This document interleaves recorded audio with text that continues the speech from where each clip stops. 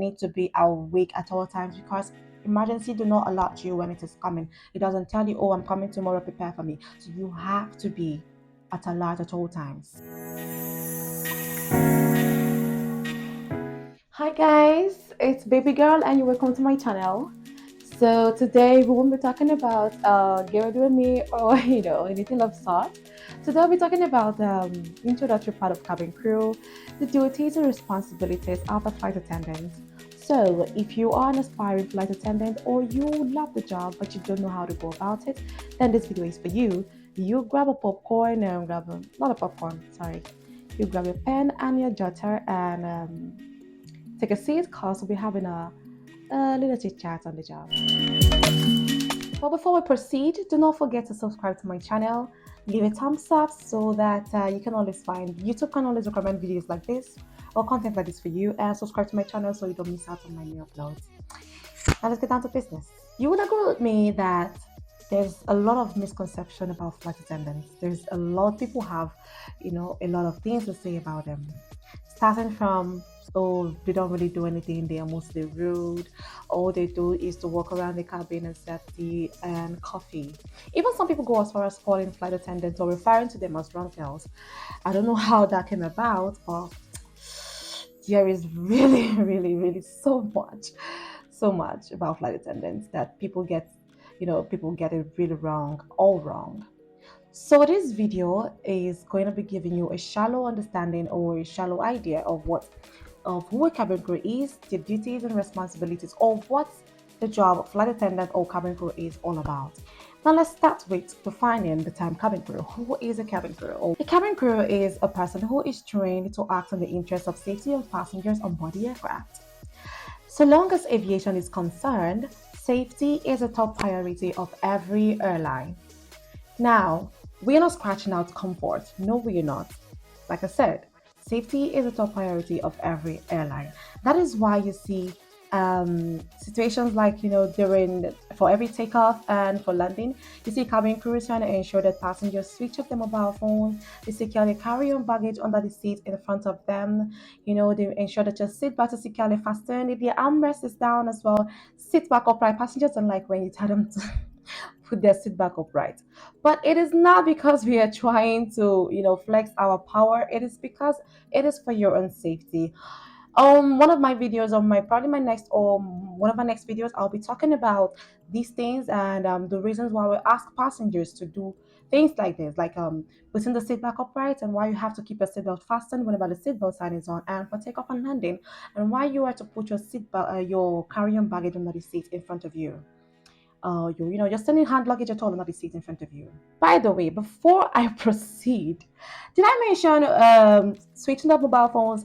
That is where we always have issues with passengers. Now, guess what? It is not, we are not telling you to switch your mobile phone, as like I said, because we're trying to flex our power.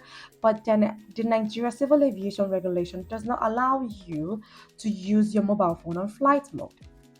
I know a couple of times passengers are like, okay, when I fly abroad, they don't ask me to do this.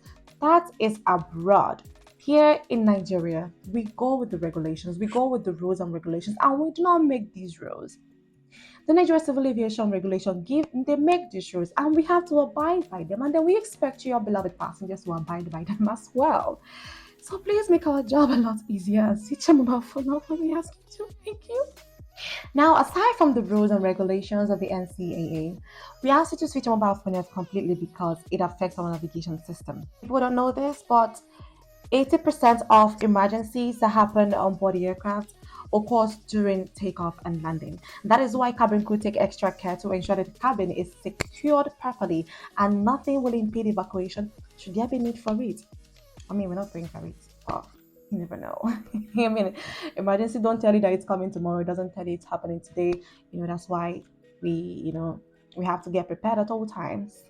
I don't know if you fly often. Maybe if you fly the Embraer 145, you would notice sometimes every takeoff and landing, you notice the cabin crew taking a certain sitting position, more as if looking as if they are scared.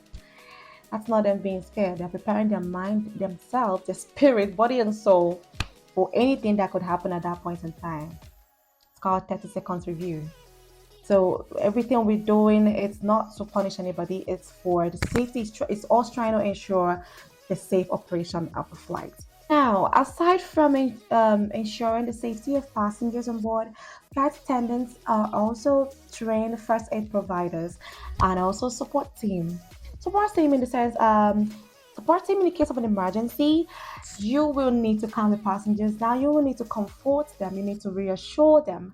And should the emergency be ditching, you will need to assist the passengers that cannot swim into the life raft. So you see, we are first aid providers, support team, mothers to unaccompanied minors, actually caregivers to passengers with reduced mobilities and old people. Yes, we are. There is a whole lot more to being a flight attendant than just walking around the cabin in them heels and them red lipstick. There is really a whole lot more than that. However, flight attendants are midwives.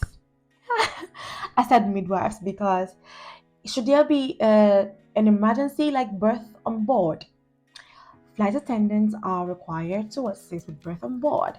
Now, to avoid situations like this, you must present your fit to fly to be able to fly. If your pregnancy is above 28 weeks, you're not permitted to fly. From 28 weeks, actually, you before you fly, you will need your feet to fly. Yes, I don't want a drama. Anyways, that aside. But then if there's a case for birth on board, we don't proceed with assist them with that. However, we first of all find out if there is a medical professional on board. Should there be a medical professional on board, we have the equipment and everything that will assist in birthing the baby. And then all we have to do is to assist the medical professional. But should there be no medical professional on board, we have to do what we have been trained to do. Assist with the birth of the baby. So if you don't want to have your baby birthed on board the aircraft, you present your feet to fly, or better still, don't go anywhere when you are due.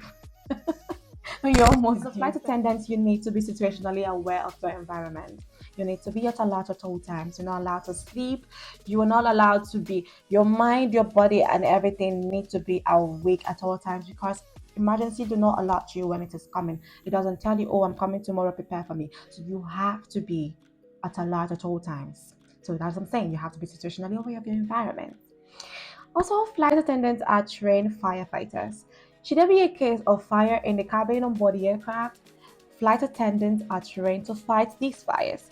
Be it a Class A fire, Class B fire, Class C fire, flight attendants are trained to fight these fires, except for Class D fire.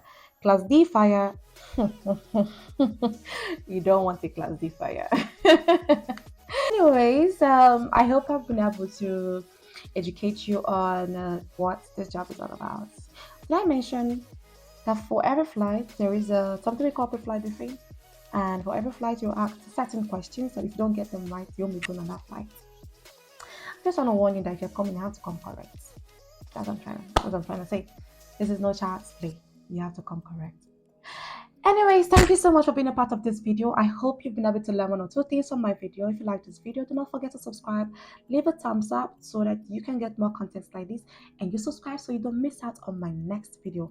Oh, by the way, I'm chilling in Jordan. There's a lot going on here. I came here for aircraft training, and yes, it was A320, and I'll be doing one or two about it.